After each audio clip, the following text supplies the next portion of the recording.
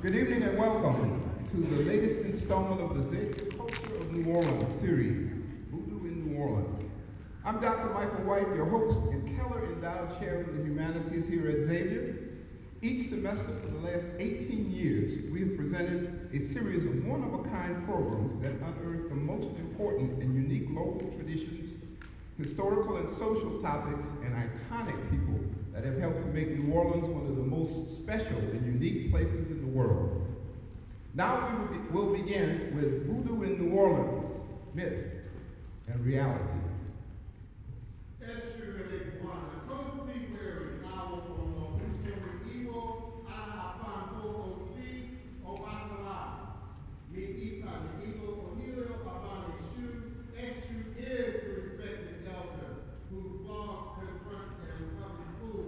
That one versed in truth uses mystery to own you because the status of free poverty. O Batala, shakes rascals and have sacrifice. The owner of the warnings is the one who is Eshu, a Boyan, Ashiche, Ashe, may I ever be approved, may I ever be accepted, may I ever allow what we desire to come to pass. And so we all say, Ashe, Ashe, Ashe.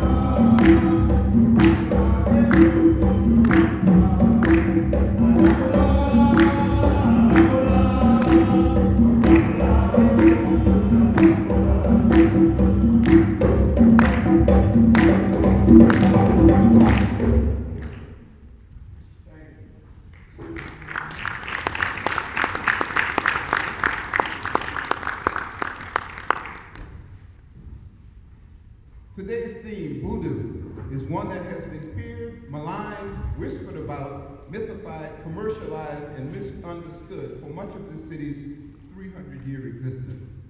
To some, voodoo is a commercial venture in the French Quarter.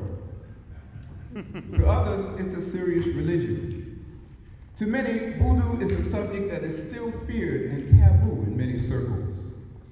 Many label it as devil worship, evil spirits, and black magic. Some say that voodoo is used to do harm to people or to make someone love you or leave you. In putting this program together, I heard many comments. Aren't you afraid of bringing out bad spirits? Don't fool with that stuff. No, don't do it. Boy, you're taking chances. And one person said, why don't you just do a concert? That's what the people want to hear anyway. People who grew up in old New Orleans heard stories about the famous 19th century voodoo queen Marie Laveau, the powerful seven sisters of Algiers, and also that old lady down the street, their grandmother, auntie, or cousins who used to fool with that stuff. Many profess not to believe, but quietly whisper about voodoo's power, or they practice chants or hold superstitions associated with the long-standing tradition. One old friend of mine who has come to most of our programs here over the years sent me his regrets for not being here, saying, I'm sorry, but I just can't come to that. I'm a good Catholic and been all my life. I'll have to catch you the next time. I heard many stories of people who were supposedly affected by some voodoo curse in good ways and bad. Way back, and I'm being kind of candid, every time I got a new girlfriend, my mother, a staunch Catholic and professed non-believer in voodoo, swore that the woman put something in my food. Or must have done some kind of hoodoo to get me. She'd always say, don't go eat nothing they fix now, you damn fool. Today we're going to address some of the myths and realities of voodoo in New Orleans. I'll tell you a couple of things right now that might be surprising. Several voodoo practitioners since the old days, including Marie Laveau, were also very serious church-going Catholics. In fact, one of our panelists today attended Mass at St. Jude this morning. So with regards to voodoo, what is it and what is it not? Where did it come from? Who practices voodoo today? Why has it been so prevalent in New Orleans? And who was Marie Laveau, and why has her name remained so popular? What is the relationship between voodoo and other religions, if any? What is the meaning of terms like hoodoo and gree-gree? And what goes on in a voodoo ceremony? To address these subjects, we're honored to have with us today a panel consisting of some of the most distinguished, active, and visible figures associated with voodoo in New Orleans over the last several decades. Let me introduce them to you in alphabetical order. There's a lot that we can say about each one of them, but to get into the program, I'll make the introductions very brief. Involved in the voodoo tradition for over 50 years, the divine prince Tai Emeka is an authentic hoodoo Obeah high priest who leads the House of the Divine Prince, a voodoo spiritual church. In September of 2018, he was acknowledged as the king and leader of New Orleans voodoo by the Dago Hunan II from Ouida in Benin. He performed services and has appeared in many numerous television shows, including the American Horror Story. He has a blog talk radio program, Revolutionary Hoodoo, New Orleans Voodoo Secrets and Recipes. The Divine Prince Tai Emeka was the inspiration for Dr. Facilier in the Walt Disney animated film, The Princess and the Frog. So raise your hand so they know who you are.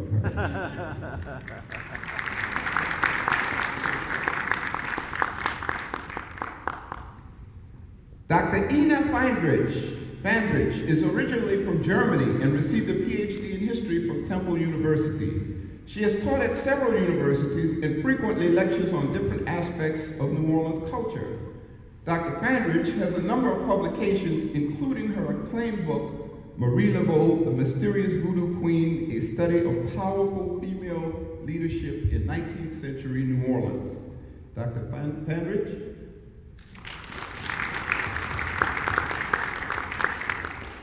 Miss Sally Glassman is among the most active and visible voodoo practitioners in New Orleans today.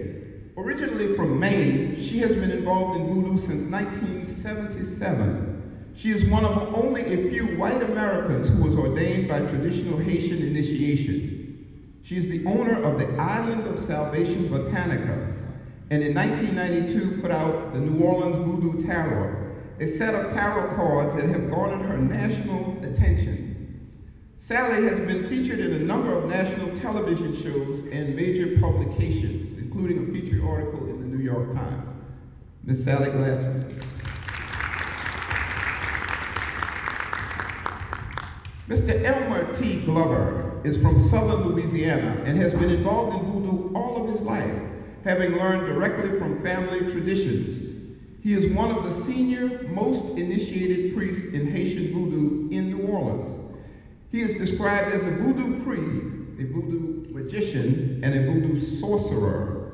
Much of Mr. Glover's work has been done in cemeteries. He is quoted as saying, 90% of voodoo is not what you see with the naked eye, but what is going on behind the scenes. Mr. Glover.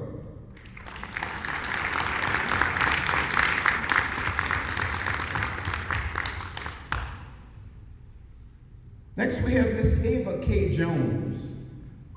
Ava K. Jones was born in New Orleans on Halloween and has been one of the most famous voodoo and Yoruba priestesses for many years. A leading authority on New Orleans voodoo and American and African spirituality, she is a foreign language graduate of Xavier University and has a law degree from Loyola University. Representing. She has led her Voodoo Macumba dance troupe for many years and gained national attention through a series of film appearances. It was Miss Ava K. Jones who was hired by Tom Benson in 2000 to remove the curse from the Superdome, resulting in the New Orleans Saints football team's first ever playoff win. Some credit her for their Super Bowl win. I don't know. Ava K. was also the inspiration behind the character Mama Odie in the animated Walt Disney film The Princess and the Frog. Miss Ava K. Jones.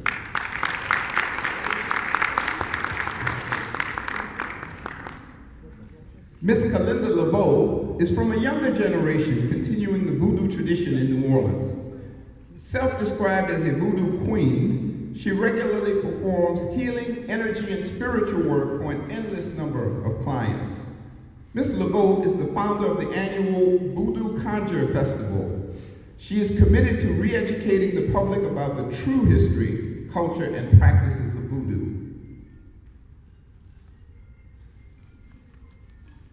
I hate cell phones.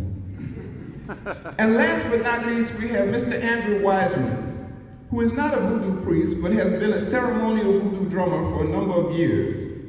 Mr. Wiseman was born in Ghana, West Africa, and is from the Ewe ethnic group. He comes from a family of master drummers and storytellers, and has appeared in numerous television shows and movies. Mr. Wiseman has often served as a consultant on West African music and culture, and was once an instructor at Northwestern State University of Louisiana. One of his popular sayings is, you can take people out of Africa, but you can't take Africa out of people. Mr. Andrew Wiseman.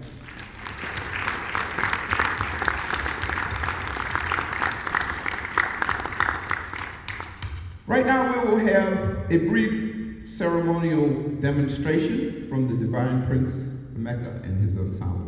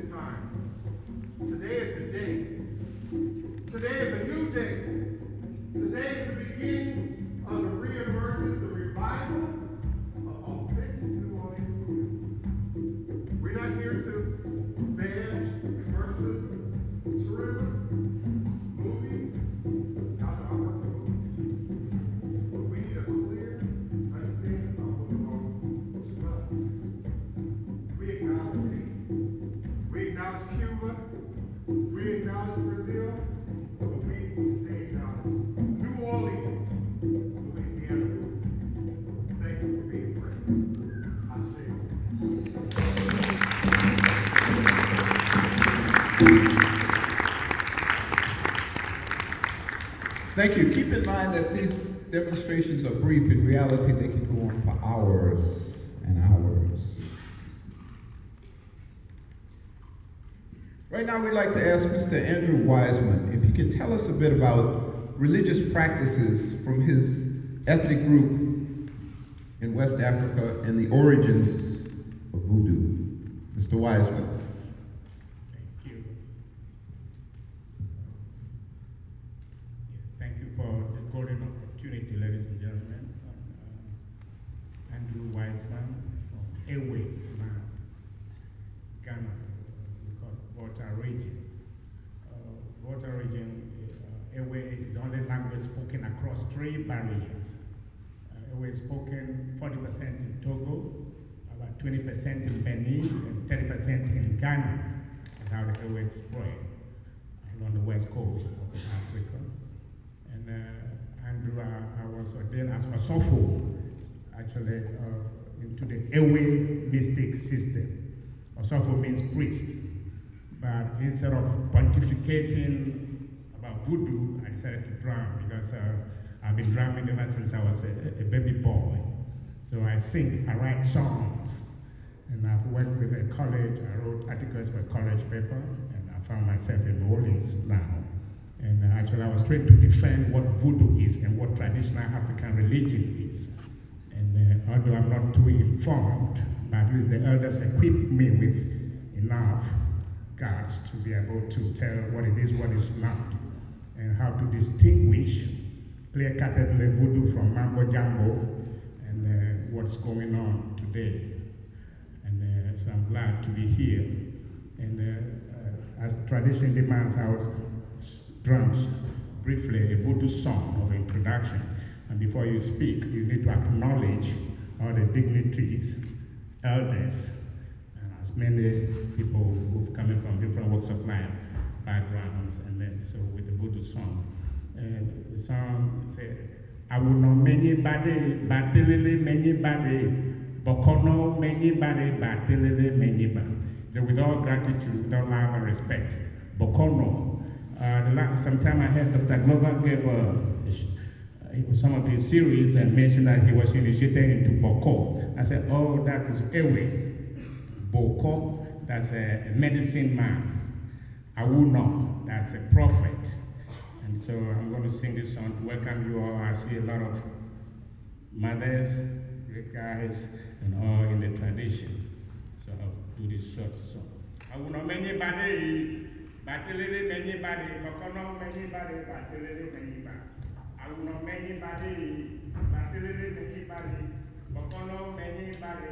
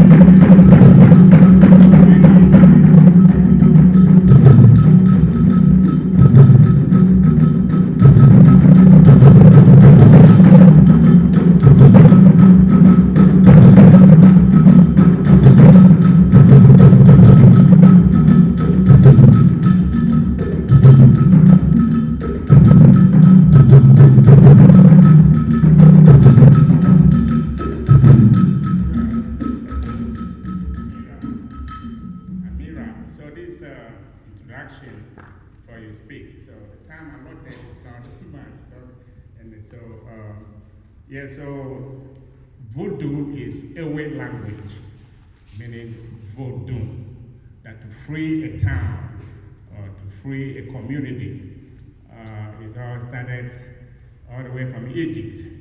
And let me be bold enough to say all the Old Testament in the scriptures is voodoo. Only maybe it was not called voodoo by then. So our elders, when the mayhem in Egypt that brought our forebearers running helter-skelter through Songhai Empire to the west coast.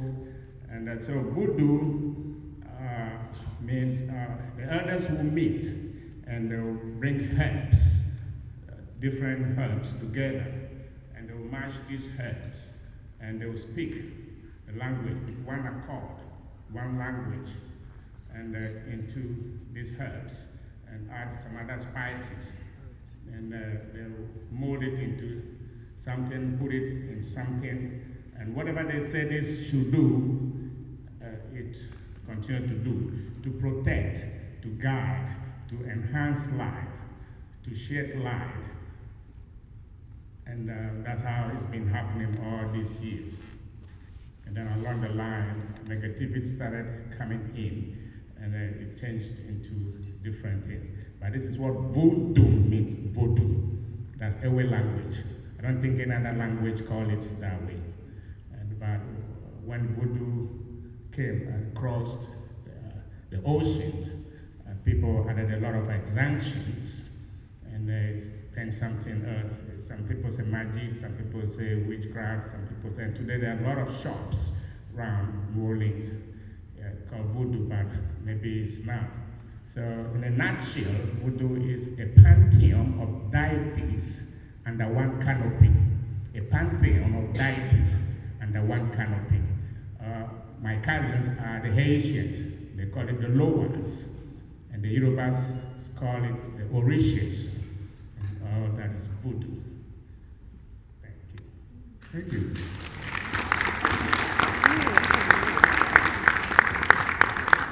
So I'm going to ask an open question to the panel to tell us briefly how and why did you become involved in voodoo. We're going to start on the end with Mr. Glover and come down. How and why did you become involved in voodoo? First of all, I used to live in the country, and I was born and raised in Louisiana. Can you hear me? Yes. Yes. Being born and raised in Louisiana, I observed as a 5-year-old the women in the country, they used to wash their steps down with urine and perfume. And I said, what y'all doing that for? Just in case if anybody threw some greet me down over the night, so I wouldn't bring it in my house. I had to wash my doorsteps down. So urine was used is to break any magical spells or any rituals that were done outside the home, so you wouldn't bring it in the home.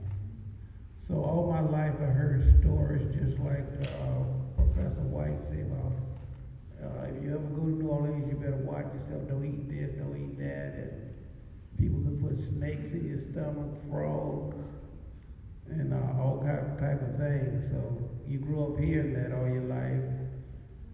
And what I was involved in before voodoo was New Age metaphysics, which dealt with like the science of mind, affirmations, yoga, breathing meditation.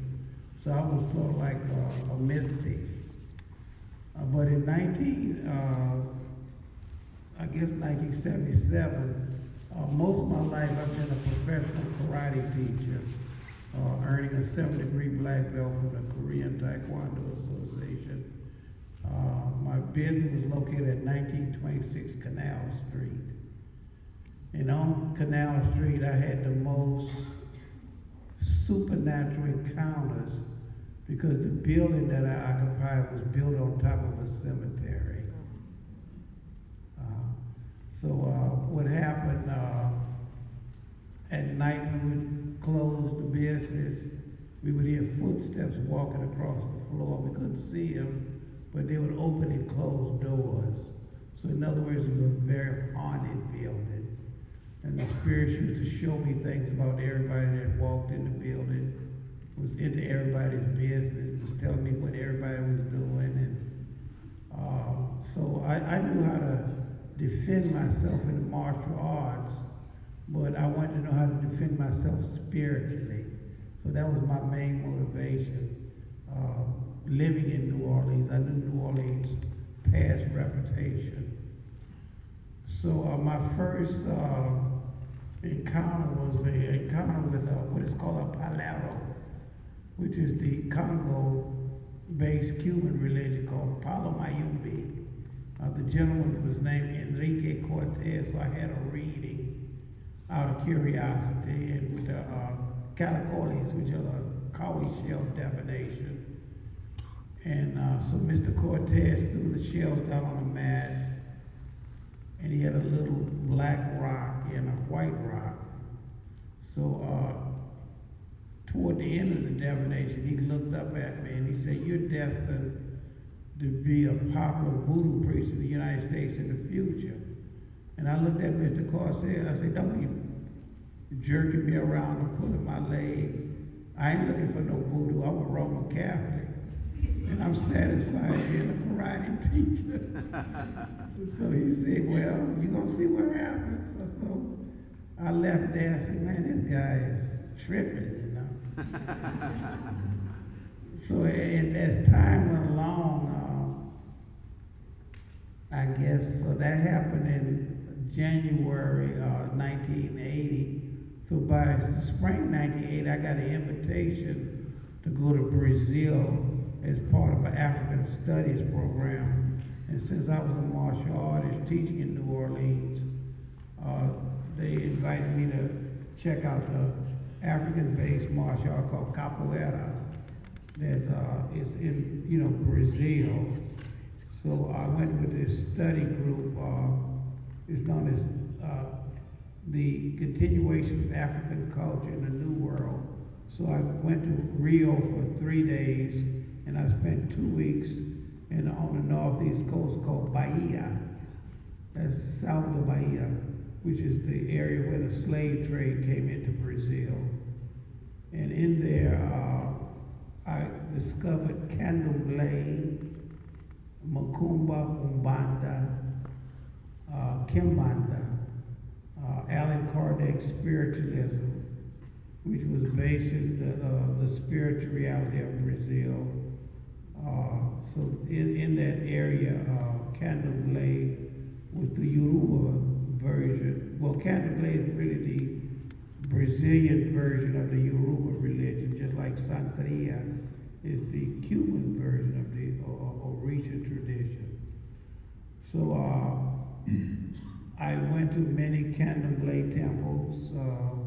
The most famous was run by Minnehaha, who was the Marie Laveau of Brazil, as well as her protege, Maristela. And 20 years later, I saw Maristela again at the Jazz Fest, doing a lecture on Brazil. So when I returned to New Orleans, I got involved in Palomayombe, which is the Congo religion, got initiated. And from there, I visited Dutch Guyana in 1982, and I was part of another study program which I had an encounter with the descendants of the slaves from Ghana, mainly the Ashanti, the Akan people, and they had renamed the religion in Suriname, Dutch Guyana, Winti, commonly known as Oya, which is very popular in the Bahamas, Jamaica, and the Caribbean islands. And thereafter, in 1983, the fall of 82, I met Miss Madame Clotilde Simon from Haiti, and her niece and the husband ran a shop called Caribbean Collections in the French Quarter. So I used to hang out with them. So they said, "Well, we got somebody we're going to introduce you to, Miss Clotilde, because she traveled between Haiti and New Orleans." So I met Miss Clotilde. She did a playing card divination. He said, and the read was again, "You're going to be a voodoo priest." And I said the same thing. "Oh no, I'm not looking for no voodoo, you know." But then she told me this: voodoo is looking for you. So I did the first ceremony, which is called a lavatet, which is a head clearing for the Loa, and then that was January '83, and then April 83, I was in Haiti getting initiated as a priest. And I tell everybody it was the greatest thing I ever did in my life. Well, thank you. Thank you, sir. Dr. Flandridge, could you tell us briefly how and why you became involved in voodoo? Okay, I'm going to do it brief. I won't come up with a long story like this, but basically it's the same thing. I wasn't looking for it. It was looking for me. I definitely did not look for it anywhere, but wherever I go, it came up to see me. I come from a scientific family. My mom is a doctor, my dad is an engineer. There was nothing magical in my parents, except they had stories of magic. So I grew up in a magical world when it comes to stories. I guess I was already as a child looking for spiritual experiences, but eventually I looked in the wrong place. I wanted to become a minister and a nun, and that was not really what I was out for. You know, celebratory lifestyle was not for me. But that was the worst of being a nun. Obedience was the worst of all. I'm a free spirit.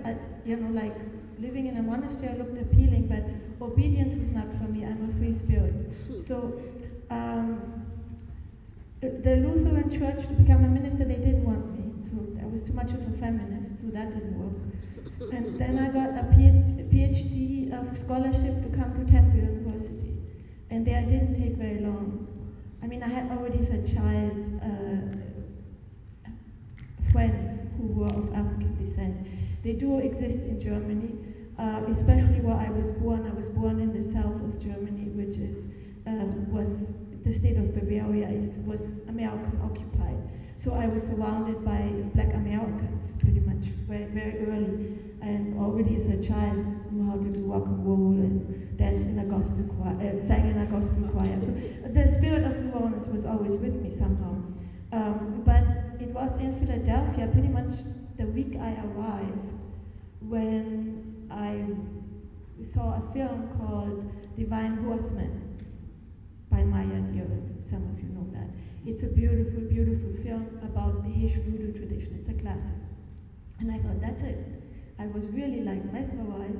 And sure enough, after the film, someone came up to me and said, you come with me.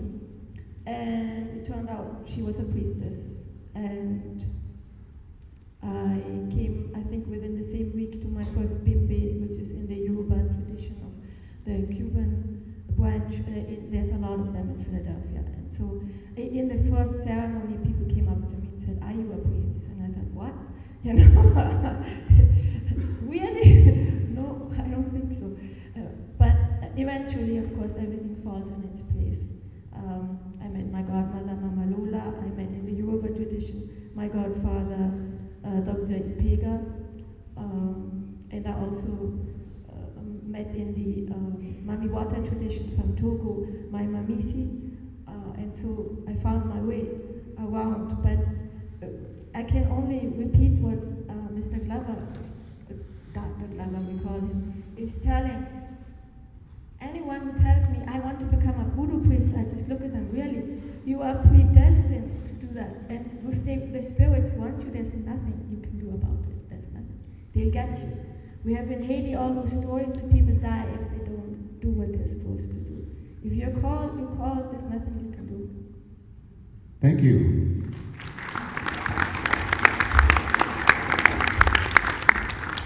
Ms. Kalinda LeBeau. Okay, so before I begin, I want to make some clarifications about my introduction because there was some inaccurate information. So my title is Voodoo Queen Kalinda LeBeau. I have a lifetime experience in voodoo and I have 21 years in the vocation. Louisiana or New Orleans voodoo, you will hear me use those terms interchangeably because they're the same. In this form of voodoo, in Louisiana voodoo, you do not self-proclaim yourself anything. Voodoo Queen is the title that is given to someone that works at a priestess level. It is something that is given to you by your elders. And so that's the title that was given to me by my elders. I did not self-proclaim anything. So this tradition, the voodoo that we have here in New Orleans and in Louisiana overall, is a matrilineal tradition. It is bloodline tradition. It is passed through the bloodline. And so this particular voodoo comes from the Eve. It does not come from the Fawn. It is not of the same lineage as Benin. It is not of the same lineage as Haiti. This particular form of voodoo came from the Eve people, who were also called the Mina people in history. If you go in books and they document enslaved Africans, you will find them under the Mina. So the Mina people, along with Senegambia, along with the Congo, they comprise this tradition. And so when the first slave ship came in 1719 from Ouida at that time was occupied by the Ewe, the Aja Ewe to be exact. It was not yet taken over by the Fon. And so the kingdom of Ouida was then annexed by Dahomey. So it became Fon years later. The first ships that came over, the Ewe people came. The Congo were here. Senegambia. So we have both traditions, all three traditions that comprise this particular path of voodoo. So the Senegambia have the Grigri tradition. That is an entire tradition of spirit medicine. It's not just a bag that's sold in tourist shops. The Congo, from the Congo came the Nganga and the Wanga traditions. That is not just a spirit pot. That is an entire tradition. We can still see that today within Louisiana voodoo. We can also see that in the Creole Traiteur tradition, from which I am a part of, that came to me by way of my father's side. Voodoo came to me by way of my mother's side. This tradition is one where people become healed through the use of herbs and spiritual knowledge. Much of what this tradition has passed on through retention and adaptation still remains in everyday Black culture. But because this tradition was put into secrecy, we had to go into secrecy because there were times when we were punishable by death, according to the Code Noir. And so we had to go into secret. So going into secret, we still do those things. We still pass those things down, but everybody's family doesn't know the word voodoo. They don't associate the word voodoo with what they're doing. But there are still some families, especially in the country where I'm from, that still maintain this word voodoo. So in tradition, the word voodoo is the practice, is the tradition that we have, and is also what we call the spirits. In Haiti, they would say Loa. The Yoruba would say Orisha. We would say voodoo, the voodoo. Now, voodoo comes from the Ebe word vodun, and that word literally translates to rest and draw water. And this is a metaphor for to rest, to go into trance, and to draw water, to go into the astral realm, communicate directly with spirit through spirit possession. So this tradition, there's a lot of room here for people to have come in to make up stories about what this is and what this isn't, because we were not allowed to necessarily speak on this for many years. We would be punishable by death. Most of the early publications were written by people who did not practice this tradition and who did not carry this tradition in their bloodline. That is the most important thing. It must be in your bloodline. So, years to follow, many of the books that have been written on the topic have been written by people who do not carry this tradition in their bloodline. So there's been a lot of space for people to come in and create stories about what this is for consumerism. We still remember Marie Laveau today. And so these stories and the stories of voodoo queens, by the way, voodoo queens dominate in Louisiana, New Orleans voodoo because this is a matrilineal line, so the power rests upon the queen mothers. The Fawn tradition, it's a patrilineal line, so it rests upon the Arata kings. That's not the case here. So this tradition there's been a lot of room. Because it's secret, you're not going to go up to your average black person and find what is this tradition. They're not going to tell you. Number one, because there was a time that they could get killed, and now there's a huge social stigma of what this is. So by me being open and practicing voodoo, that changes the social dynamic for me. That changes who might interact with me and who doesn't. Who might date me and who doesn't. Who might befriend me and who doesn't. Who might give me a job if I wanted a job and who doesn't. So there's been a lot of space. Nobody wants to be held up to that type of persecution. So because of that, there's a lot of space that people come in and create anything that they want to say about it.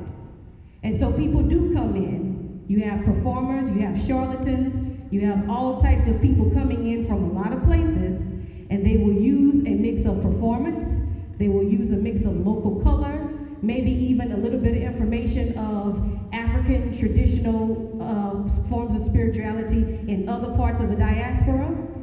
They'll mix in a little new age. It varies. But what is not is New Orleans, Louisiana voodoo. And so what has happened for too long is that everything else has been done in the name of New Orleans, Louisiana voodoo, and we have been pushed to the side. And it's getting to the point now where people are wanting to write my ancestors out of history. They're wanting to change the story. So my agenda is to come and make it clear what exactly this is and what exactly this isn't. My agenda is to speak for my ancestors, the one who carried this tradition directly from Africa through slavery, through oppression, and fought for their liberation. So the agenda here in this city is about commercialism. And so these different types of shows and packages are put together for commercialism.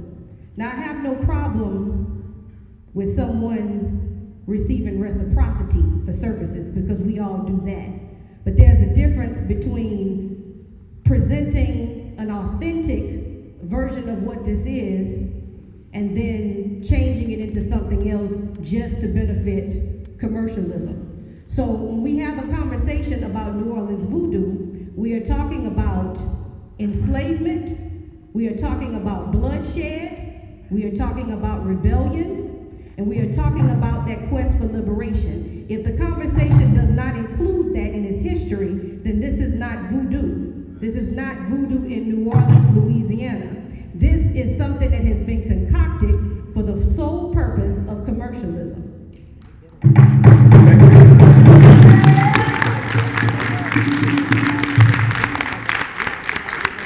Ms. Ava K. Jones. Good afternoon to everyone, and I'm just so happy and elated to see all of you here to learn about my heritage and my culture. I am a product of New Orleans. I grew up here. I was born here in New Orleans.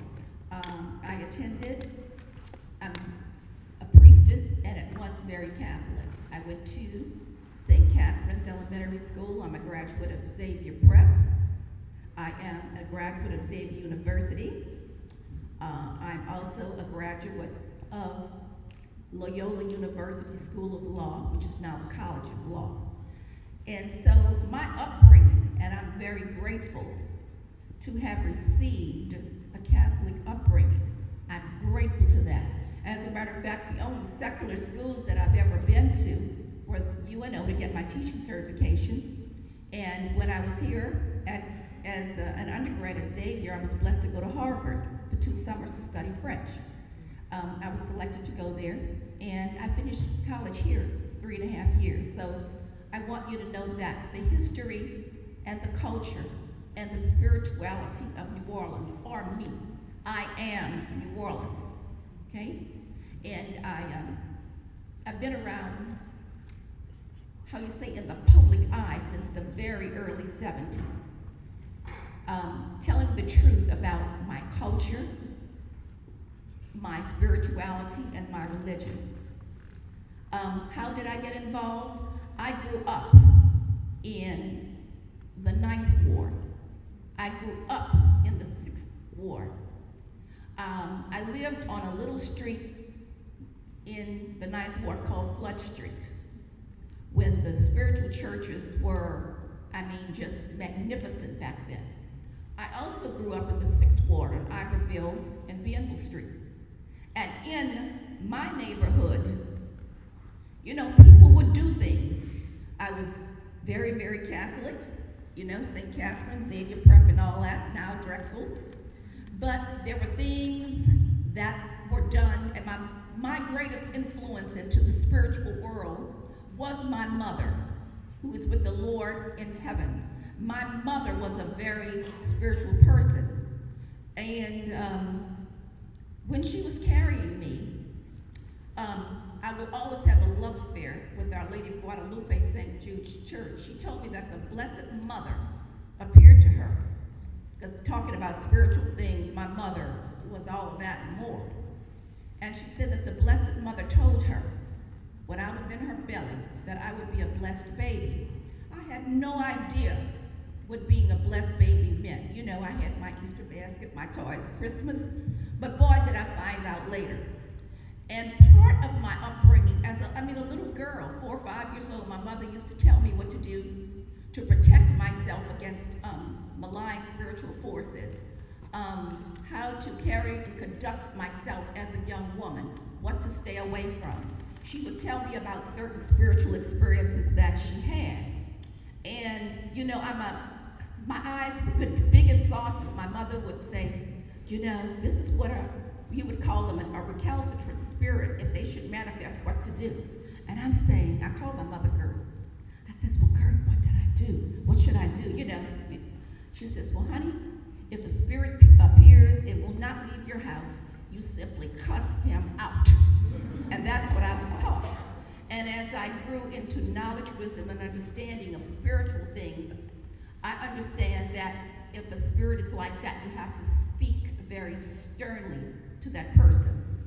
But that's enough of my young upbringing. As a young woman coming up, going through high school and college, I used to see how my culture, that is New Orleans culture, was misrepresented. People, you'd hear them on TV, would say that, we had a Southern accent. Everybody would say, how y'all doing? This is voodoo. Well, no. See, this is the way the people in the North speak. Northern Louisiana, that is. You see, we in New Orleans, or for better or worse, we are a unique, brand, all our own. And people in New Orleans are quite different. As a matter of fact, we have our own accent, because I never knew what a yat was years ago, or that I was one of them, until actually I went to Harvard. And the man asked me, he says, well, where are you going? I said, I'm going to Harvard Yard. He says, no, you're not. He says, Lord, I'm in this cab with this white man. I don't know what's happening. Again, I said, he says, where are you going? I says, I'm going to Harvard Yard. He says, no, you're not. You're going to Harvard Yard. So in New Orleans, we have our own way of doing things. We are at once very spiritual and voodoo-y, and we are at once Catholic. And I think what got me to speak out as a young woman when I was in college and all of these days in law school, because this is what they're presenting about me, my culture, and my heritage is not what it's about. Because my mother had the most magnificent Catholic altar, but beneath this altar, she had works going on for good things. And under that altar was the Aunt Sally's Dream Book. This is what I saw as a little girl living in the 9th Ward, okay? So, and my mother and my father made the effort to make sure I had a stellar Catholic education. Here I was on scholarship, and I thank the good people for giving me a scholarship to Xavier, complete. But I think what motivated me, aside my destiny and my path, because priests from Haiti, from Africa, would read me. They said, you have a spiritual path, and no matter what you do, you're going to have to work the spiritual path. I have a lot of history with most of the people on this panel. Mr. Glover, one of my dear friends, actually he talked about his temple in Haiti. I was initiated at that temple in Arcaye, and it is called Le Manteau de Saint-Pierre, or the Cloak of St. Peter. Elmer Glover is my godbrother in the Voodoo tradition, and we were initiated in Haiti, right, Brother Glover? Okay. And, you know, there's room for everybody. And a lot of, you know, I've always been an inquisitive child, you know, born in Halloween and all that. And I would converse, and I learned a lot from Mr. Glover with the metaphysical stuff, okay, because I wanted to know. And not only that, I was initiated in the Yoruba tradition, not the Santeria, even though we had Santeria godparents. I was initiated as a Yoruba priestess of Oya. I was initiated by wonderful people, well known in the Yoruba tradition, Dr. Ipega, my godparents, my Yoruba initiation is the subject of a very seminal book called American Voodoo. And I'm on the cover of that book, but you would not recognize me because my head is shaved and I have a machete. And I have, you know, some mazos, the big beads. But getting to all of that, for some reason, as I went, because I really wanted to know what my African spirituality was about. I know it was not what was presented because I was living it as a little girl.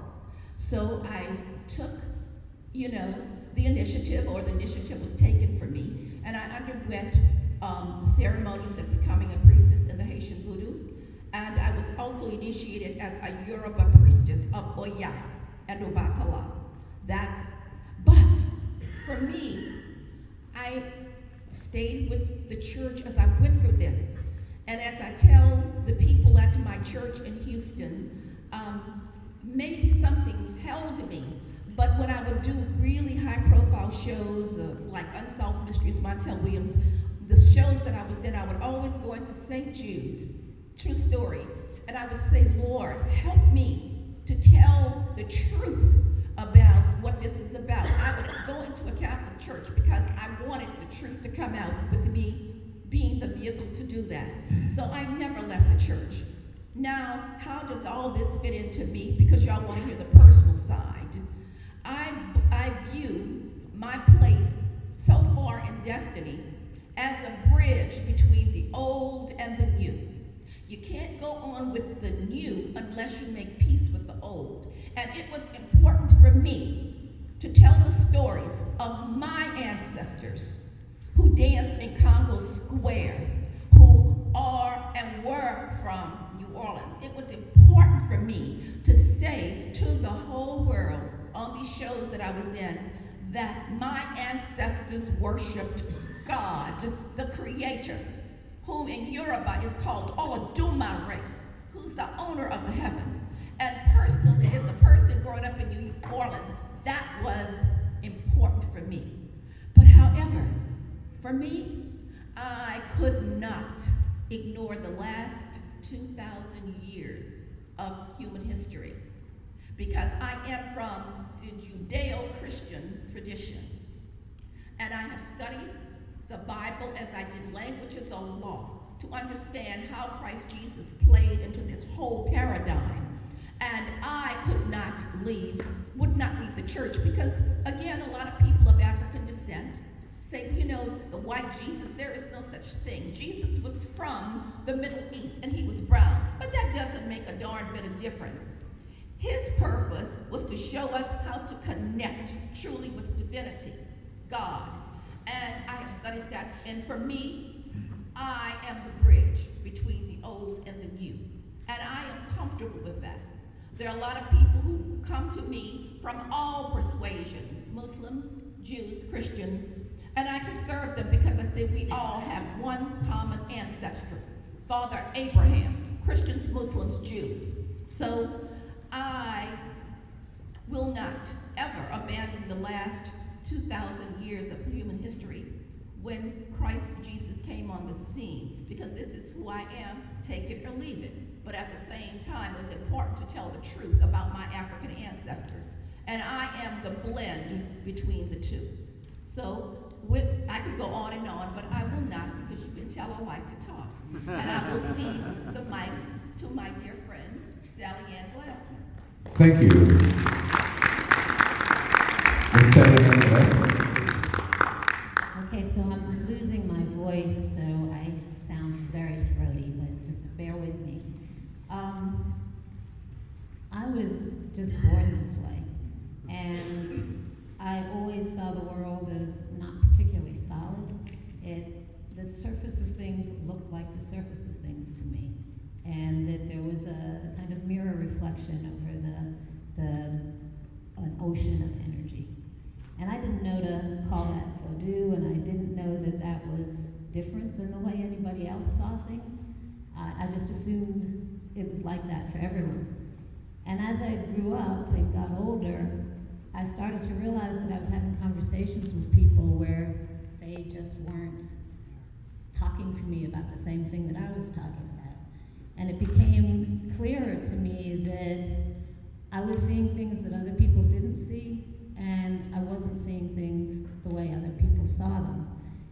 And I had a fascination with what was invisible to everyone else. I had a fascination about why was this apparent to me and not to other people. I didn't feel like I was especially spiritually oriented. I didn't think that the hand of God had parted the clouds and said, you're going to be a priestess. That didn't occur to me. My parents, my entire family were atheists. I'm second generation American. My heritage is Ukrainian Jewish, and my people escaped from the Ukraine because they were being murdered by Cossacks, and so I have no relatives left in the Ukraine. My entire family is here. And I was a little kid who would sneak out of the house. I'd claim I was going out with friends so that I could go to other people's rituals. So I could go into churches and temples and just experience sacred space. And I thought it was beautiful, I thought it was uplifting, and it was something that I understood without having to theorize about it. It just felt like it was home. It was where I needed to be. I had, in spite of my atheist parents, I had a broad introduction to many different cultures in the world. My parents kind of collected people and they'd bring them home. We had an exchange student who was to become the permanent ambassador from the new nation of the Sudan to the UN. And so I grew up with a huge delegation of Sudanese people in my home and listened to Olatunji and African drum beats. It didn't occur to me that that was odd. That was just the way I grew up. And eventually, I was living in my cousin's unheated barn in Kennebunkport, Maine, and where myself and the Bushes lived. And my brother called me and said that he had gotten a job teaching at Tulane. Something in my head just said voodoo and jazz would be really interesting. So I got on a plane and followed him down here, and that was in 1976. I think my second day in New Orleans, I ran into a man named Andre the Martinican who worked at the Voodoo Museum, and he told me that if I would promise him that I would never work at the Voodoo Museum, he would take me under his wing and start teaching me things. So I made that promise. I've never worked there, but to this day, the Voodoo Museum thinks they gave me my start and that I worked for them. One individual led to another. I kept meeting people, doors kept opening. And ultimately, I put together the New Orleans Voodoo Tarot, did ceremonies to call on each of the Loa and to let them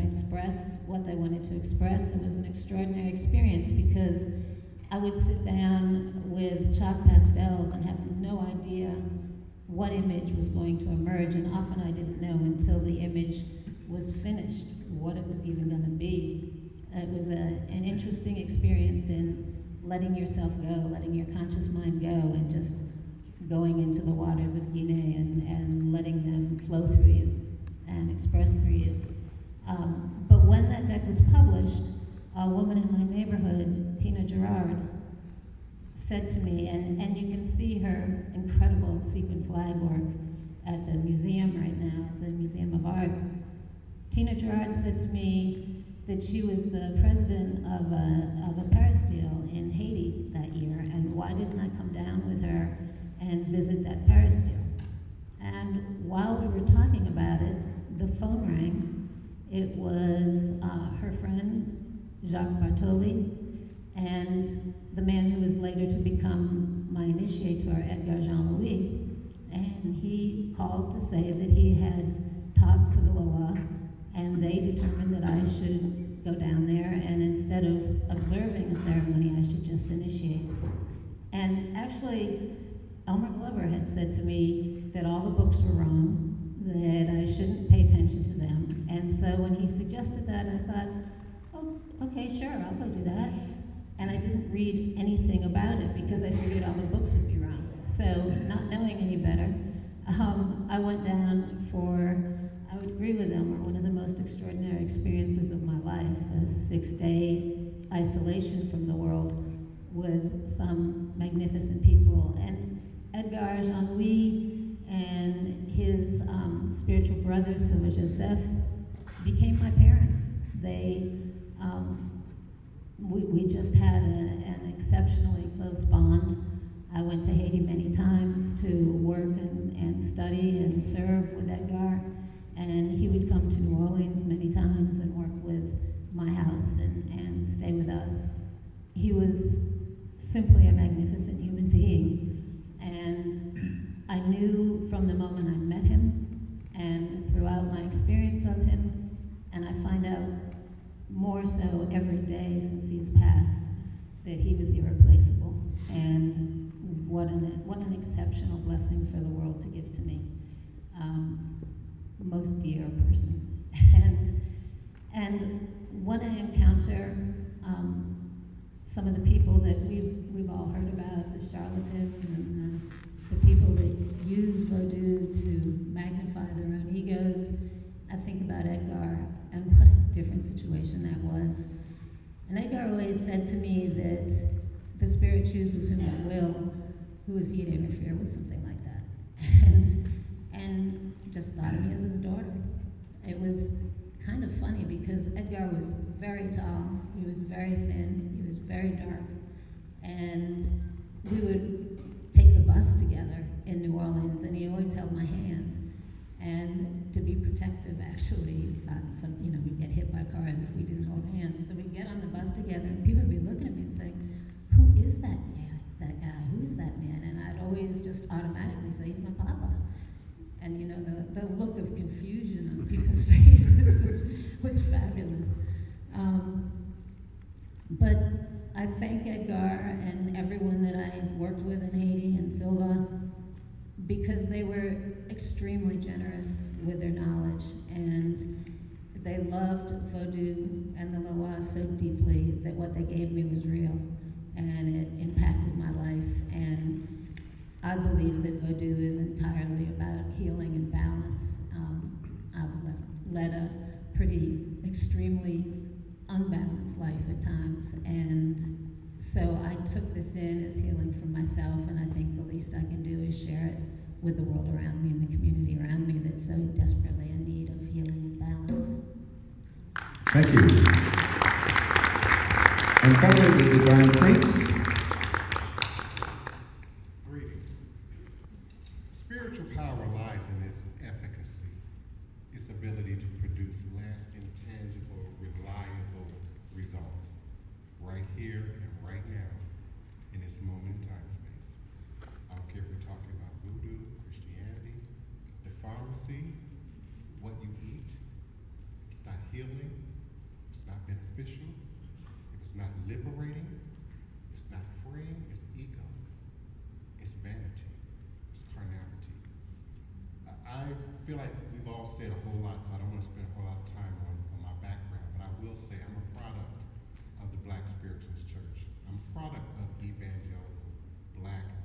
spiritualist Christianity. I grew up on the East Coast. I'm a product of the Gullah Geechee Nation. I came to New Orleans 25 years ago. When I came to New Orleans, Marguerite was still alive. Dr. Sharon was still running the Voodoo Museum on Rampart Street, next to Priestess Mary, and many others that I can't quickly enumerate. When I first came to New Orleans, no one was outwardly, openly proclaiming voodoo. When I came to New Orleans, nobody wanted to claim and admit that all they knew and understand and lived was voodoo.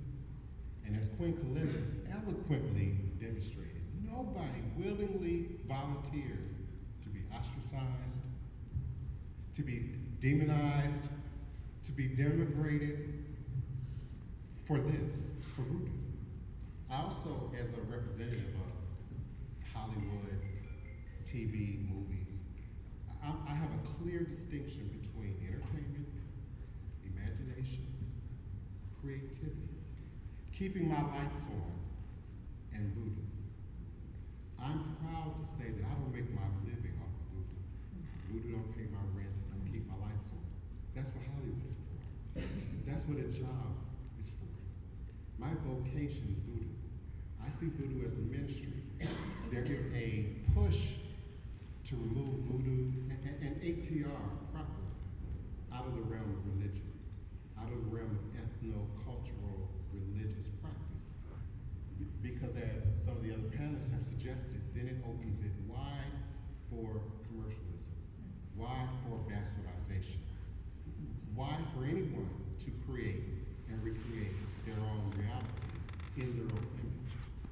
I'm grateful to be a leader, king in New Orleans. I'm grateful to stand here today as a successful transplant. Transplant is a negative word for some locals in New Orleans. I'm a successful transplant. Many of you thought I was from here. Many of you thought I was born and raised here. Many of you say I sound just like you, I eat like you, I walk like you. My ancestors helped create and build this land. My great-great-grandfather was a Confederate soldier here in Louisiana. So let's talk about lineage. Let's talk about heritage. Let's talk about sacrificing for this place. My only purpose was to revive the legitimate practice of New Orleans voodoo. When I began, that was on no one's plate. No one cared, no one wanted to hear it. We thought I was crazy. And I'm proud to say today, I am one of the people who have helped to make voodoo legitimate and look good again. Now the problem with that is, not everybody wants to do it. You turn on your IG, your Instagram, and everybody's a voodoo practitioner, everybody's a voodoo priest, everybody's a voodoo queen, and you can't operate legitimately in this tradition without a footprint. You just can't. Now we can go back to slavery when we were forced into secrecy under the threat of death. Ain't no threat of death today. Ain't no threat of death. And so if you are connecting with spirit, you are healing, you are helping, you are changing lives, there's no way that's still secret. There's no way no one knows about that. And so I'm proud to be a representative, not of myself, but of New Orleans and New Orleans voodoo today. I am proud that we can hold our heads up as descendants of enslaved Africans who could not speak a word of Ebe without the threat of their life, who couldn't speak Yoruba without the threat of their life. Remember, we couldn't drum legally in public. We couldn't gather, we couldn't pray together legally in public. And that's why I love Congress Square. Our history, blood, sweat, and tears is Congress Square. That's the one place where we could go to connect. And I always say that if you could count in Yoruba, Fa, Akan, Ebe, being forced to learn to recount in Portuguese or Spanish or English doesn't erase our memory of our gods. We've been told we don't know our gods, we don't know where we came from, we've lost our connection. That's what we've been hearing for several hundred years now as Africans here in this America. But if we can count in Europe, you can count an age. And so therefore, we can remember our rhythms. We can remember our deities. We can remember how to connect the spirit. It's an illusion, an idea that we lost something. It's gone underground. It was forced into hiding. But today, we have the internet.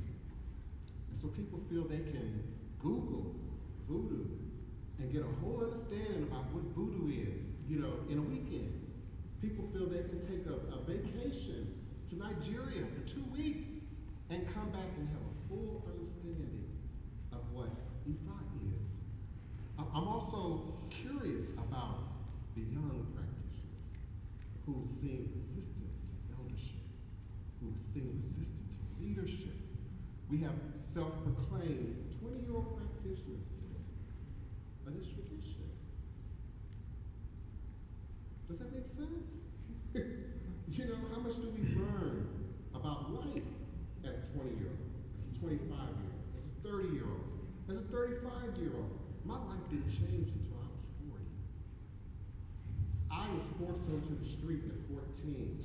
14 years old, I was on the street, trying to figure out where I was going to live, how I was going to eat, what I was going to do. Voodoo calls you, you don't call it. Voodoo saved my life. Voodoo saved my life. I'm here today with you under the power of my ancestors and voodoo. I'm grateful for Dr. White for this opportunity to re-legitimize voodoo again. As I said before, I honor Haiti. I honor and acknowledge Cuba. I honor and acknowledge Brazil. But why not honor and acknowledge ourselves? Why not honor and acknowledge this ancestral DNA memory that exists right here?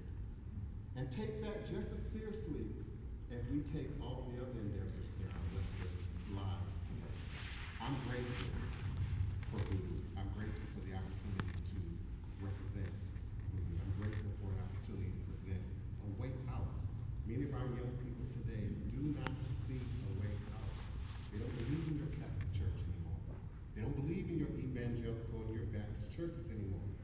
They don't believe in your talk and your do the right thing and life is going to work out. Our young people are not hearing that. Are you all looking at the divorce rate, suicide rate, the drug consumption, the alcohol consumption? Our people need healing. Our people need healing from the inside out. We don't need a quick spell to bring the man back, to bring the next lover back. We don't need a quick spell to hit the lotto. That's not what we need. We need total mind-body healing from the inside out. And so, as a representative of authentic New Orleans, voodoo, I'm grateful to be here before you, to answer your questions, but to represent for my ancestors as well as yours. Thank you.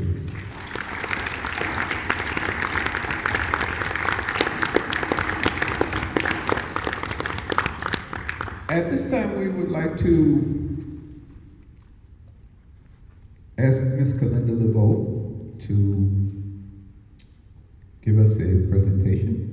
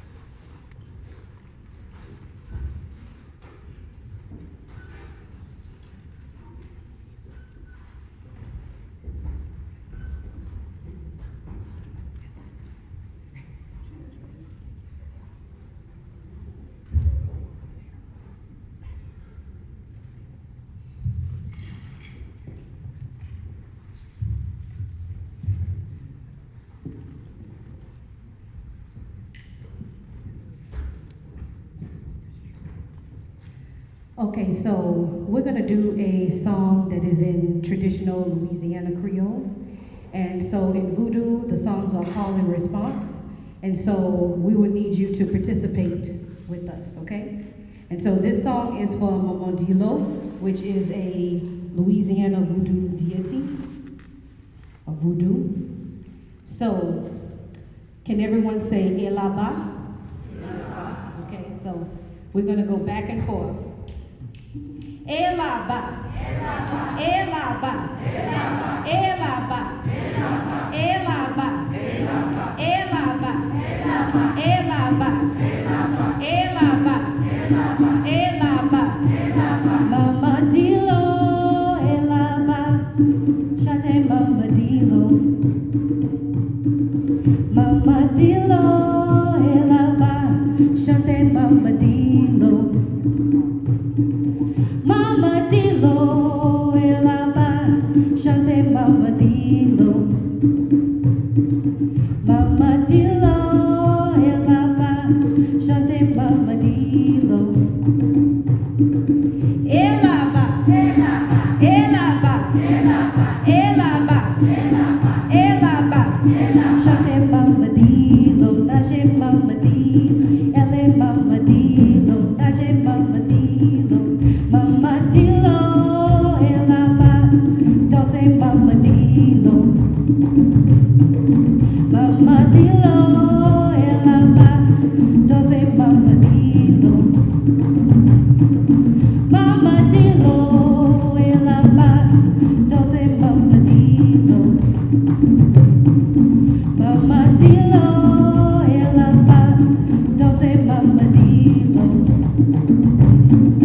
Elaba, elaba, elaba, elaba, elaba, Mama Dilo, elaba, daje Mama Dilo. Mama Dilo, elaba, daje Mama Dilo. Mama Dilo, elaba, daje Mama Dilo. Mama Dilo, elaba, daje Mama Dilo. Elaba, elaba, elaba, elaba, elaba, shate Mama Dilo, doce Mama Dilo, ele Mama Dilo, doce Mama Dilo. Mama Dilo, elaba, ele Mama Dilo. Mama Dilo, elaba, ele Mama Dilo. Mama Dilo, elaba, ele Mama Dilo. Mama Dilo, elaba, ele Mama Dilo. Elaba, elaba, elaba, elaba, elaba,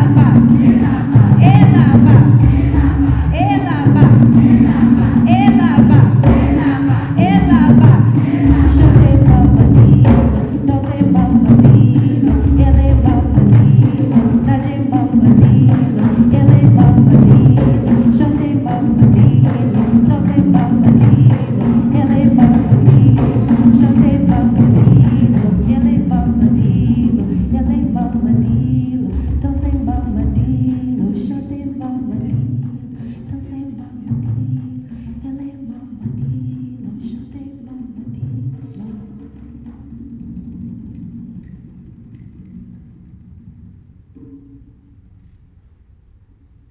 Thank you.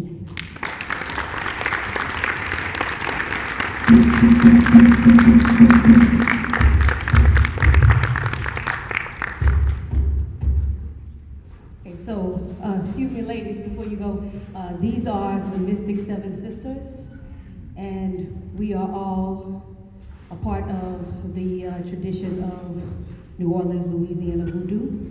So we do community services. We get together and do ritual. We do ritual on behalf of the community.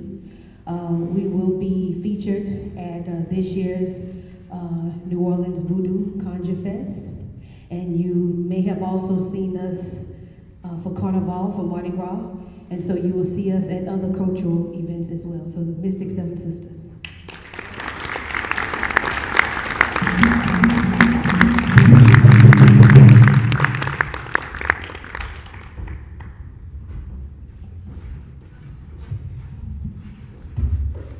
At this time, we would like to see if anyone in the audience has questions, but before we do, we'd like to ask Dr. Ina Fanrich to tell us a little bit about the most famous figure in the history of New Orleans voodoo, Marie Laveau. All right, let's see how we start here. Has anyone here seen the Black Panther? Who hasn't seen it? You all go see it. Why do I start there? Well, the Black Panther became a phenomenon last year in the United States because it was supposed to be the first black Superman, right? And didn't he look cool? You know, for those who haven't seen him, all his soldiers and generals are ladies. He listens to his sister and his mama, and his sister is the one who makes the suits that give him superpowers. Remember that yourself? Yeah. But anyone who lives in the United States probably also noticed that he was, despite some of his superpowers, not able to save his African American cousin here in the United States. In fact, that becomes his enemy. So Superman, T'Challa from Wakanda, well, he did not come to the United States to save African Americans from discrimination and oppression, definitely not. So, well, apparently, and that drew me to Marie Laveau, as a scholar, and I'm the only scholar here on this panel, as a scholar who taught world religions for 25 years, and yeah, one who teaches at a university and is surrounded by people who are usually as boring as can be, except for Dr. Michael White.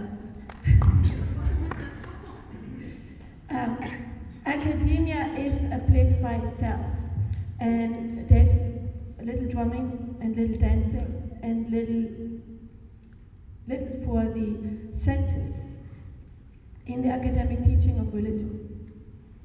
So Marie Laveau was interesting for me from the beginning, not only because I had a spiritual attraction to her, but as an academic, I thought the combination of mysticism and resistance was very interesting. The stories, the most popular stories about her, and yes, we had already 200 years ago, a black superwoman here in town. The stories about Marie Laveau are about her power, about a woman who could do anything she wanted. So we have all these stories, and I thought that was cool. There were stories of she mesmerizing the police, she turning the police in,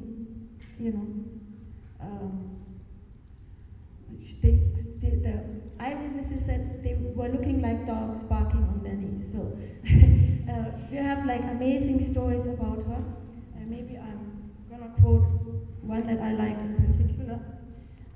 That is by the first Black American anthropologist, Zora Neale Hurston. She was the first one who thought that conjure, the study of conjure, is important, and Marie Laveau in many ways is a conjurer. Well, she has this story that she attributes to her teacher, and she said her teacher was a nephew of Marie Laveau. So here's the quote. The police hear so much about Marie Laveau that they come to her house on St. Anne Street to put her in jail. First one come, she stretch out her left hand and he turn around and round and round and never stop until someone come to lead him away. Then two come together. She put them to running and barking like dogs. Four come and she put them to beating each other with nightsticks. The whole police station force come. They knock on her door. She knew who they are before she ever looked. She did walk on her altar, and they all went to sleep on her doorstep. So this is just one example. There's another famous example. There's many eyewitnesses like that. Congo Square, our beloved Congo Square that in New Orleans is sacred ground. Congo Square was, under the French and the Spanish, pretty much accessible to anyone who wanted to join. But when we came American, drums were terrible. Anglo-Protestants think drums are bad. Singing, dancing is bad, doesn't make any money, and having fun is also bad. So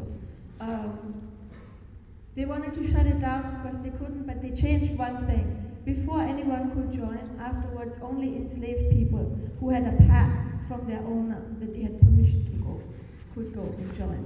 They put a fence around Congo Square, had police in every corner. Well, everybody in town knew Marie Laveau. She was the most famous fever nurse. She cured more people of yellow fever than anyone else. She was a very good Catholic, went to Holy Mass every morning, but the whole town believed that she had uncanny spiritual powers. And the whole town believed that whatever she says will come true. So it was, we have all kinds of stories that when she went to the market, everyone, black and white, would just fall on their knees and let her pass, because they were all scared whatever comes true, whatever she says will come true. So they thought she was a nice lady, because voodoo, in the voodoo culture, voodoo religion, people generally believe that if you do something bad, it'll come 9 times back to you. So that she was saying or doing anything bad wasn't likely, but her powers were so uncanny that they all went out of her way, because you never know, you might just be in her way and she puts a spell on you and might just die of a heart attack the next day. So they were all afraid of her. So the stories of Congo Square are that she went to the gate, and there were police officers, 4 police officers at each gate, and she just hypnotized them and walked straight in. And then all the crowds were drumming and applauding her, and they say she always danced first. And there are stories that she was the best dancer in the whole city. So apparently she combined being a good Catholic. She was a mulatta, so she had French ancestors, she had African ancestors. And in the morning, she went to the French Catholic Church. In the afternoon, she paid tribute to her African ancestors, and she danced on Congo Square. And also there is a snake involved that she attributed to her. It's called Le Grand Zombie. It helps to understand Congo mythology, because the word zombie comes from zombie. In Haiti, it is somebody that was given a poison and buried alive and then awoken again and has to work for the person who poisoned him for the rest of his life. So it's a very traumatic experience. But Le Grand Zombie, the snake that Marie Laveau had probably much more with Congo Catholicism that her grandmother was practicing. In the Congo, the python has nothing to do with the devil. In the Congo, the python is a symbol of the heavens, the kingdom of heavens. So the stories, when Marie Laveau was dancing with a python, her python, Le Grand Zombie, which means nothing else but God Almighty. Nzambi Wapungo means nothing but God Almighty. So when she was dancing with the snake in Congo Square, we know how she was basically telling the people who were enslaved, the kingdom of heaven will come to you. That's what she was saying. And the Congo Square was kind of a strange place. There were the enslaved people having a party, African style, but it was also a tourist attraction. There were white folks around it staring at it. I'm pretty sure they got the wrong idea of what Marie Laveau was saying. They said, oh, devil worship, she's the devil's lady, and blah, blah, blah. Yeah, but that gives you a good understanding of the role of the conjurer. The role of the conjurer is a person who can transform reality. We have endless stories of conjurers. Of course, conjurer is the wrong word for it, because they were holy men, holy women, who had magical spiritual powers, similar to the saints in Europe, similar to the great Sufis in Islamic traditions, similar to any holy person we have in any tradition. So we have endless stories about the great power of Marie Laveau. Now my challenge when I first worked on her was to separate the stories from the reality. Because besides the magical stories about Marie Laveau, there was an actual person who lived in New Orleans, who was born on September 10th, 1801. It took me 15 years to find that, but I found it. She died, everybody knew that. She died June 15th, 1881. Why everybody knew that? There were obituaries literally in every newspaper we had. And get this, the first obituary on her that I found was in the New York Times. Filled almost the entire page, second page of the New York Times. Now, one of my graduate teachers at Temple University, Katie Cannon, the great Katie Cannon, womanist ethicist, she always told me, if anyone makes it into the New York Times, that person is important. So Marie Laveau was definitely very, very important. But the stories of her invincible powers, that she could turn any fate around, that she could control the whole city, that she could do whatever she wanted, was apparently not true when you read the documents. Marie Laveau did not have an easy life. It was tough at times. It was really difficult because from day one, she was between families.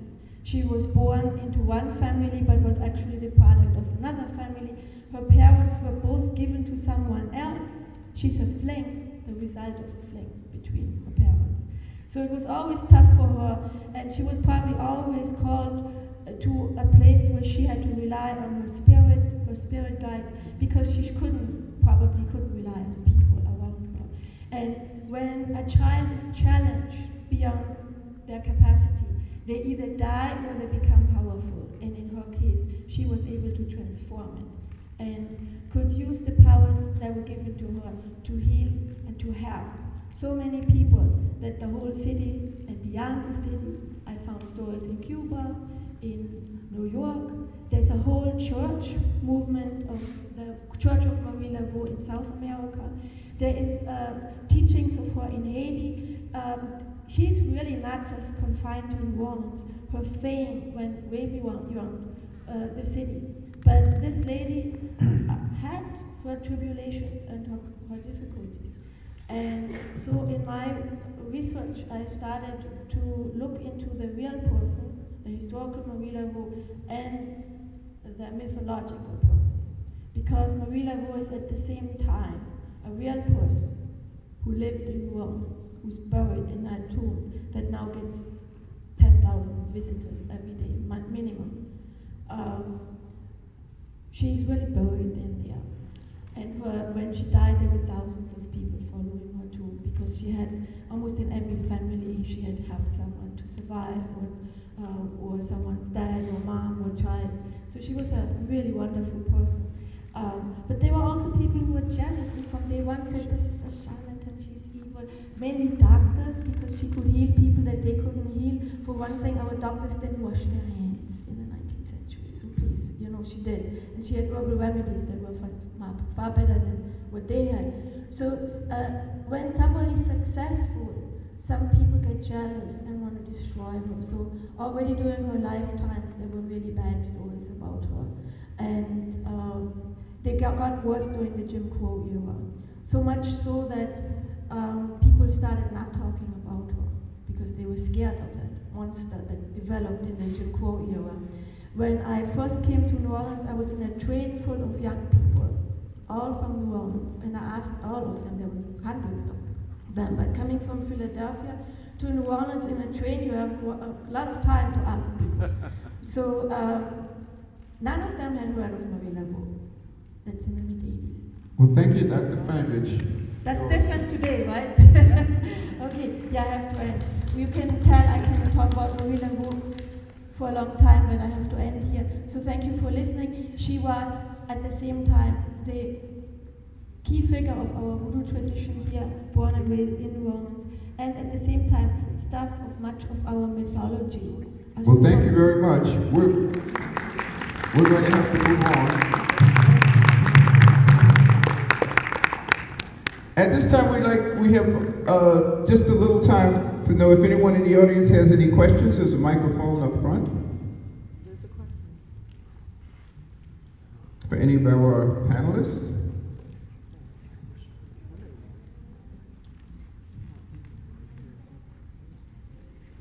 Thank you so much for being here and for sharing.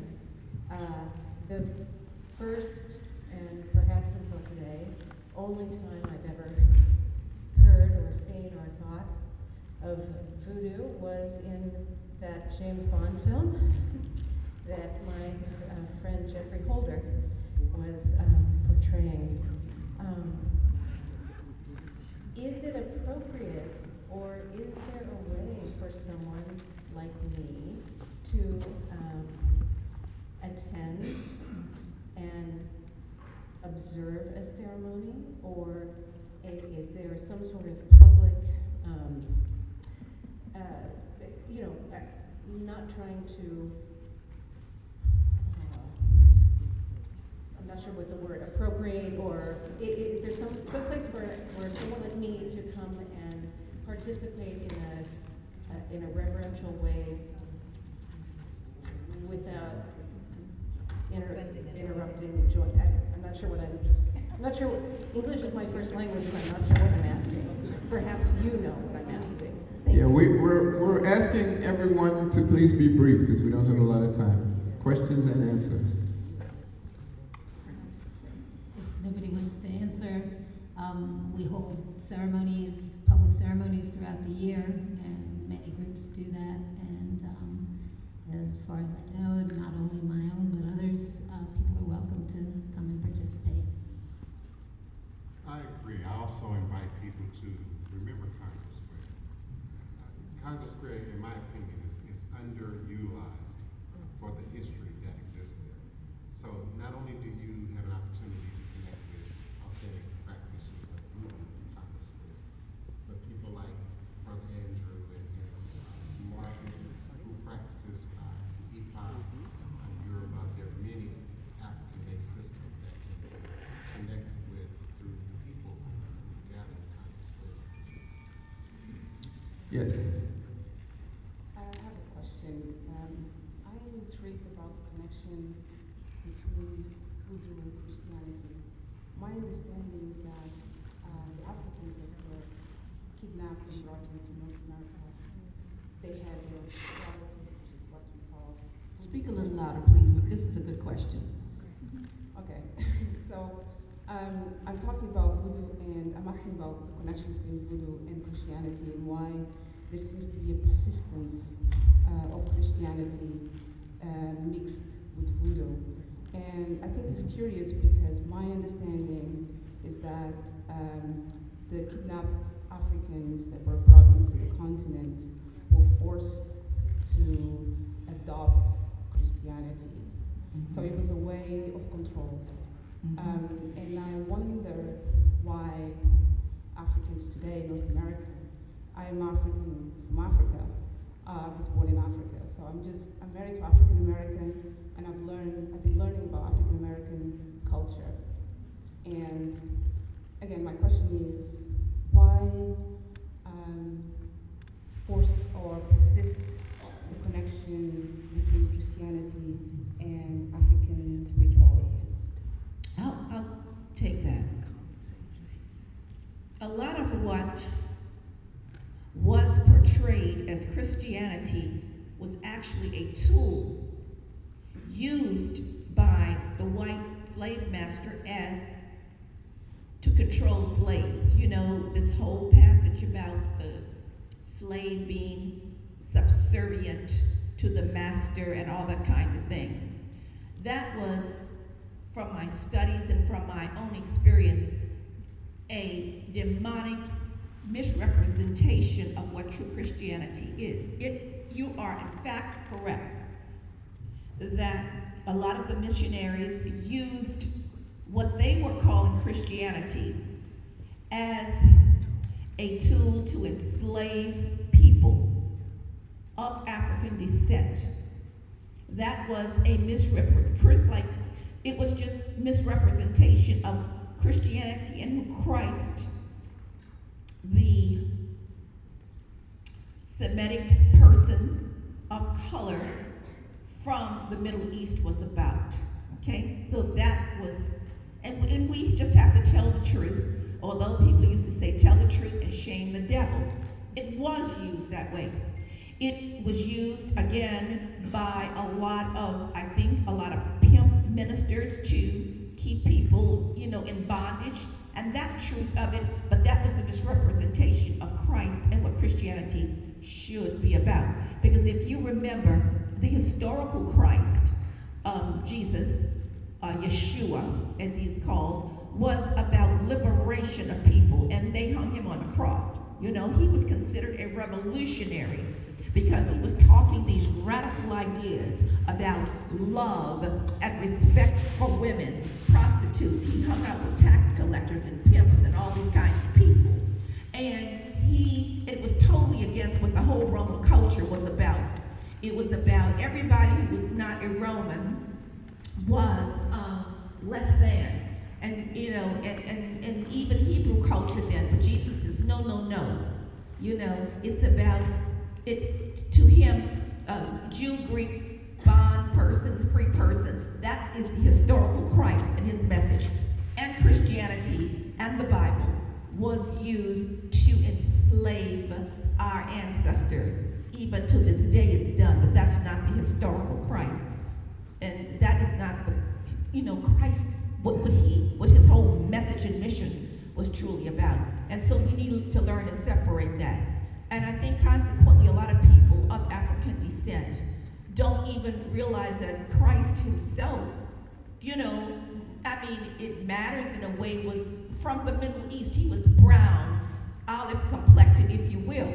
And so, it's just been so many lies about Christianity and Christ. And even to the point where the early church, not now, was used to persecute Jewish people.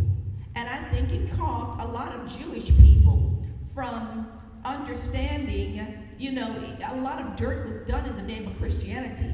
But Jesus was first of all a Jew, so why would the Christian church persecute the Jews? It was about money, power, the usual suspects that we see played out on Fox News, CNN, NBC, all this today, Excuse me, we have to go on. I'm sorry, I'm very passionate about that, but you're right. Excellent question. Please be brief. Excuse me, let me supplement a little bit to, we need to clear deception versus clarity. And Voodoo is a unique religion on its own, or on her own. And Christianity too is that we have numerous religions and different schools of thought. It will be very difficult to it will become a cacophony of voices, or maybe mambo jumbo, excuse me to say. I'm not playing voodoo attorney, come watch me, but for the love and respect the elders invested in me as someone from continental Africa, and motherland here, and they spend a lot of time to admonish me and inculcate all this in me, although I don't know, maybe people don't know me as a priest, and I earlier mentioned I'm a sofu, initiated as a priest, that's what it means.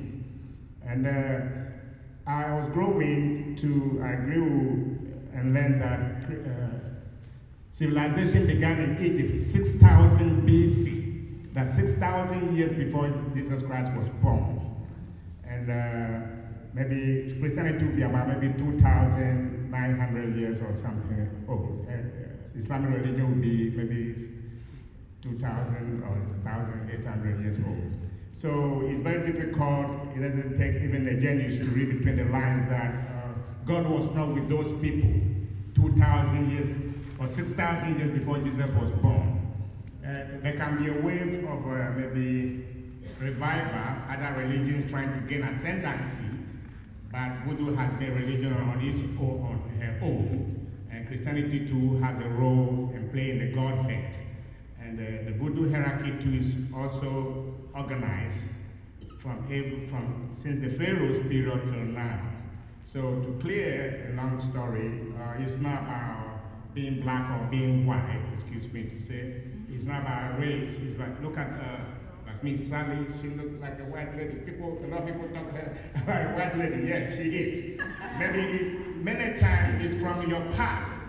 This is what we all members of the panel spoke eloquently about. It's a calling, maybe from your past life, that many people, as we are here, we are resuming what was happening. Like Marie Laveau, I always say that she was my auntie, although I didn't know her. Why? Because if it's voodoo, and that the energy from the past, she brought from her past life till now, that she was able to excel in this religion, meaning she is something she brought by birth. Just like a genius can be born. Yes. Without apologies to Socrates of Athens, who said the world will never be at peace until lovers of wisdom have learned to take their positions. So I'm trying to clear this point that it's not about the white man, it's not about the black man, but voodoo has been a religion on her own for all these thousands of years before Christianity came. So just to answer your questions directly. So thank you. We have time for one more question. Okay, you sort of answered my question. My question is that I know as Christianity and Judaism and all of this is all in, a lot of religions draw in people from everywhere. Many religions believe that there's only one religion.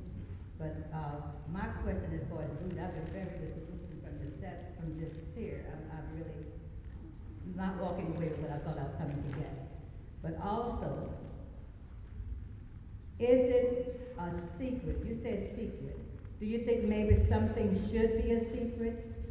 Do you think some of the things that we as a people from the continent and those who are trying to learn about continent share some of our stuff with people that maybe we should not be sharing it with?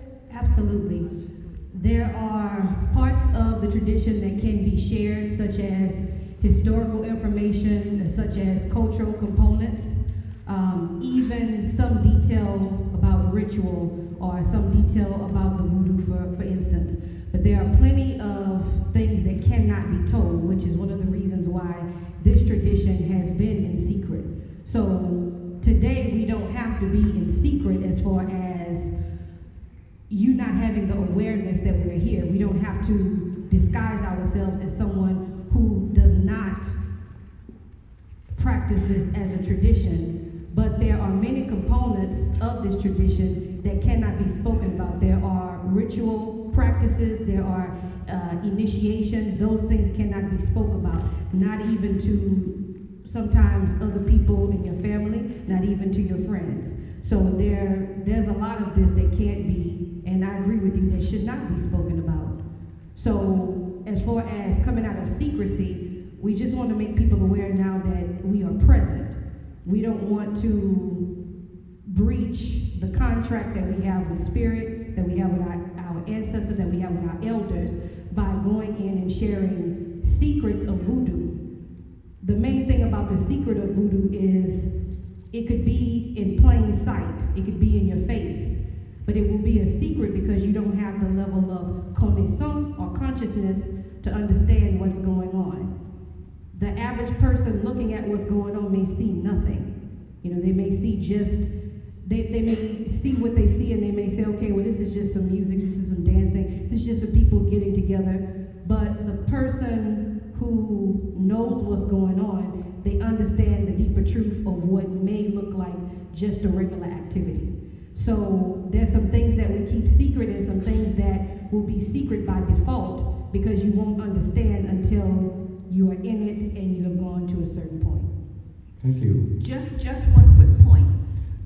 Like I said, years ago, when I came on the scene, it was not to betray secrets, but really, people were not talking about it. And my point, and I think one of my sole points, was to set the historical record straight and to tell the world the truth, that my African ancestors and my ancestors from the Caribbean were worshiping God in their own way. God, the creator, father of us all. That was the single point. But would I betray secrets that were done, in the initiation rooms in Haiti, or when I received my Yoruba initiations? Absolutely not. Nor would you want to reveal those things to uninitiated people. But truth and light on evil, wicked things is the best disinfectant. And I was here just to show that my ancestors were worshiping God. And to get that point straight, now we can move on to things, after that. But that's really what motivated me. I said, this is a lie. These are lies. Like everything about our culture and our race were lies. And I wanted to just tell the truth about my ancestors. But the secrets were kept and will always be kept secret. And if I can, I just want to add quickly that the secrets ultimately were used against the African American. That's right. When you look at Cuba, Puerto Rico, Brazil, they're brought up in this from childhood. So you know what you're getting into, you know what to expect, you know what is happening. When the African American seeks out, we have to often look outside of ourselves, outside of our country, outside of our community for some sort of validation that we already have, that we already contain. There's really two types of secrets. There is one that was out of necessity. Few people know today that voodoo was a criminal offense not too long ago during the Jim Crow era. If you were a voodoo priest, you were subject to be persecuted, thrown into jail because you practiced medicine without a license. That was the offense. So of course the voodoo tradition was forced to go underground. So of course there's a lot of prejudices that you do, you're a charlatan. So that is secretly out of a violent culture that oppresses African culture, that does not tolerate African spirituality. That's one form of secrecy. But there's another level of secrecy. These religions are initiation-based, these African-based religions. So every one of these voodoo houses, voodoo spiritual societies, have their own secrets within their traditions, just like Freemasons, for instance. You can't talk about that. Freemasons are not allowed to even say that they are Masons, you know that. So it's really two levels of secrecy that come together. Well, thank you very much. We would like to thank our distinguished panel. And as you can see, there's quite a lot to say and quite a lot to learn. This is just a sample. And I hope that you've learned something about the variety that's involved in the tradition of voodoo in New Orleans. And I hope it leads you to think about a lot of things, to study more, and to pursue truth and knowledge more. We're going to close with another song from Queen Kalinda, the vocal. So we're going to do a song, and I will need your help again. I don't see my drummer, so we're just going to do it, okay? So it's going to go kind of quick. I go Elegba, I go Elegba, I go Elegba, I go Elegba, I go Elegba, I go Elegba, I go Elegba, I go Elegba. Going back to the crossroads, trying to find my way.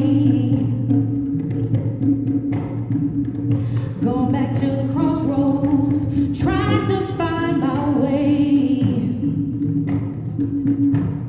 She said, go there to get what you need. That's what my grandma say. I go Elegba, I go Elegba, I go Elegba, I go Elegba, I go Elegba, I go Elegba, I go Elegba. Go back to the crossroads, traveling back in time. Going back to the crossroads, got to clear my mind. So I close my eyes and pray, Lord, show me a sign. I go Elegba, I go Elegba, I go Elegba, I go Elegba, I go Elegba, I go Elegba. Standing at the crossroads, opened up my eyes. Saw a man with a walking cane, my spirit started to rise. Heard a voice that was old as time, and his words so wise.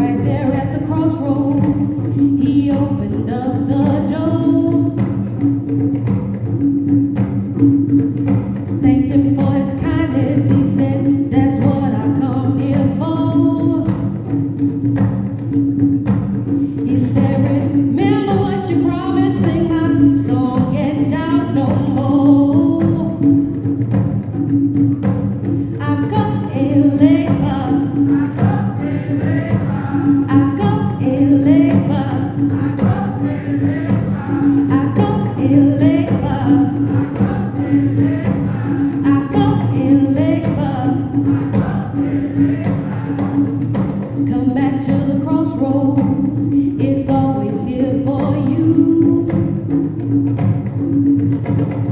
Don't be scared of the crossroads, this way you find the truth. All the ones that came before you, this way they laid your roots. I go Elegba, I go Elegba, I go Elegba, I go Elegba, I go Elegba, I go Elegba, I go Elegba, I go Elegba, I go Elegba, I go Elegba, I go Elegba, I go Elegba, I go Elegba, I go Elegba, I go Elegba, I go Elegba, I go Elegba, go Elegba, I go Elegba.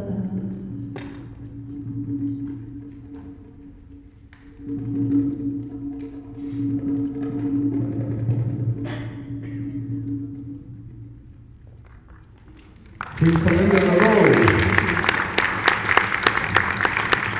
Once again, we'd like to thank our very distinguished panel, Divine Priest Kai Emeka, Miss Sally Glassman, Queen Kalinda LaRose, Mr. Andrew Wiseman, Dr. Ena Feinrich, Dr. Elmore P. Glover, Mr. David K. Jones. Thank you.